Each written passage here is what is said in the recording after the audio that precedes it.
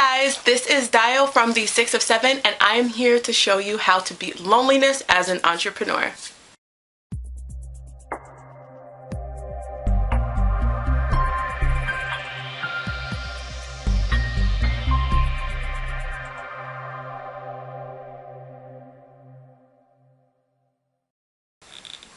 Alright, so let's get started. If you're like me, you spend a lot of time alone as an entrepreneur. I know in my situation, I didn't know any entrepreneurs. There were none in my family. I didn't have any friends that started their own business. In fact, when I first started my business, I was in Salt Lake City and I serve female entrepreneurs of color. I also have a business where I have a supplement that serves the natural hair community, which are mostly women of color. So nobody really got what I did and there was no one to talk to about what I was doing. And I was just alone. You know, I spent a lot of time home Googling at night and trying to figure ish out and not asking for help. And I've been like this all of my life. So not only in entrepreneurship, but I struggled through the same thing when I was in law school, when I was in business school, and doing anything. I was just always by myself. But it's really important to take care of yourself mentally, and also to take care of your business. Being around other people can help you grow your business. So I'm going to show you how to do that. 4 easy ways. So the first way is to join a co-working group, and that's what I did.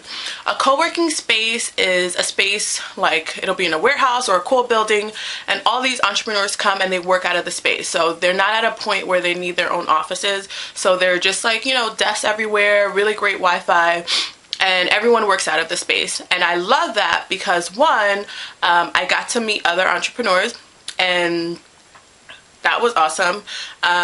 I also got to be motivated. You know, at the time that I joined a co-working space, I was more in the idea phase. So to see people like pushing and, you know, getting stuff done and getting big deals, it really motivated me. It also gave me a network, people that I could ask questions of. You know, there were designers, there were lawyers, you know, there were people who code, you know, so whenever I had an issue maybe with my website, I had someone that I could ask. And the co-working space also had really great events that helped to feed me in terms of intelligence and strategy and different things like that. So co-working spaces usually cost money, but I volunteered 1 day per week and I was able to get my membership for free. So I suggest you look into that. The co-working space that I joined was Impact Hub, Salt Lake City. So try them out. I know that they have locations all over the world actually. So look for a co-working space that may be near you. The second way is to join meetup groups. I joined a couple of meetup groups in Salt Lake City. I was able to meet some fine folk there, and it's just nice to be in a community of people who are going through the same thing that you're going through. So I also do digital marketing and online marketing, and it's nice to have real case studies of people that you can ask questions of and who can give you feedback from their own experience. It's just a really great opportunity to do an information share. So join meetup groups, meetup.com. I'll put the link below. What I love about these groups is that they are very, very specific. So if you are a female entrepreneur in tech, you can find a meetup group specifically for that group, especially if you're in a big metropolitan area. Or if you're or if you want to write your book and you need a group of women or people in general who are also writing a book. You know, some of these groups have weekly meetups where you sit down for a 4-hour block and you write your book, or you trade chapters so that you can review each other's work. So definitely check that out. The next one is, sorry, my notes, is to join Facebook groups. Yes, so Facebook groups have been blowing up and I had no idea. I joined a couple Facebook groups that have been so useful to me, and the reason I say that is if I make a sales page or if I have issues with a Facebook ad, it's so helpful to be able to ask someone who knows what I'm looking for. And I say this in like, you can show your friend your website and say, hey, how does this look? And they'll say, oh, that's nice, blah, blah, blah. But But someone who builds websites or who's in the space that you are can say, hey, you forgot to put the opt-in above the fold, and I noticed this and I noticed that. So it's really great to have a community of people in the same space as you. And these Facebook groups are so diverse. I mean, you can have a group just for bloggers, a group just for digital nomads, a group for people who are trying to quit their job and start their own business, a group for affiliate marketers. So look for them. There are so many. I have a list of groups that I can give to you. I'll put it in the description box. I'll put the list in the blog post. So check that out. Make sure you check that out. Yeah, so many groups. Look on Facebook. You just search in the search bar, and Facebook gives you the option to choose whether you want to search groups or people or things like that, and that's how you'll be able to find them. The next one is to start a mastermind. What's mastermind? I'm kidding. So if you read the book Think and Grow Rich by Napoleon Hill, Napoleon Hill is a gentleman who interviewed all these very successful people in, I guess, the 1920s, 1940s. I can't recall. It was like the Carnegie era. So he was commissioned to interview all of these people and find out if there was a common thread that made them successful. And he wrote a book about it called Think and Grow Rich. And one of the things that he said was a common thread with all of these very successful, very rich gentlemen was a mastermind.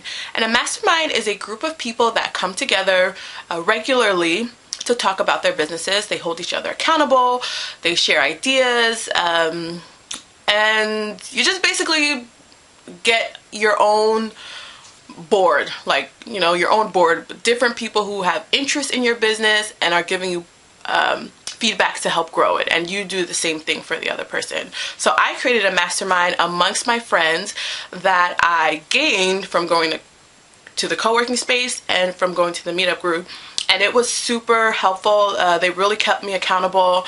It was great to learn what was working for other people, and even when I came across resources, it just felt really good to share them, to be able to help other people as well. So consider creating your own mastermind. Do you have a group of friends or people, acquaintances that you're like, hey, that girl's riding around and doing it. I would love to be able to sit down with her, you know, twice a month, once per month, and for us to really just throw ideas around and keep each other accountable. So don't be afraid to create your own accountability group, aka mastermind group. All right, number 5, número 5. Is to be vulnerable. And I say this with total understanding of those who don't want to share everything that they're doing, or they have people in their life who would not be supportive. So I totally understand that. But I say this, so when I say vulnerability, this is what I mean. I mean, tell people what you're doing. Be open that you have this goal, that you're working on this business, that you're hustling, that you're trying to build something. I say to tell people, and tell people to give them an opportunity to help you and to think of you. When they are talking to an acquaintance, maybe they'll think of you like, hey, I also know Dio is starting a subscription box. Let me connect you guys. You know, you won't be able to have that opportunity if you're not vulnerable enough to let people know what you're doing. So give people an opportunity to support you in whichever way that they can, whether it's emotional support, you know, when they have to understand that you don't go out on Friday nights because that's the best time to work, or Saturdays or things like that. And also it gives people the opportunity to help you with resources. So whether that's connecting you with people or connecting you with opportunities. So open your mouth and tell people what you're doing. It takes a little bit of vulnerability, but I'm telling you it's going to pay off in the end. All right? So those are my 5 ways to beat loneliness as an entrepreneur, and I'm going to go through them again.